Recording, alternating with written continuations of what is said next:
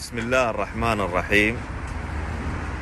لقاءنا اليوم مع الكابتن محمد خميس، كابتن لعبة كرة السلة بنادي الاتحاد سابقا، وصاحب فكرة كتاب نجوم الرياضة بحي الرويس، لكي يعطينا فكرة عن هذا العمل المميز.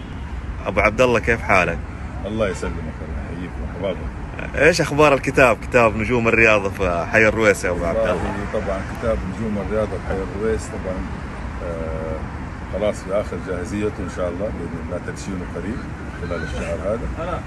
وطبعا اسباب التاخير والاشياء اللي حصلت طبعا بسبب الجائحه، وكنا بندشن من بدري، لكن بسلامة الناس ولازم يحضر اكبر ناس، عدد من الناس عشان يحضروا التدشين، عشان كذا تاخر شوي. الكتاب انطلقت فكرته طبعا انا كلاعب كرة قدم سابقا قبل ما اكون لاعب كرة سلة.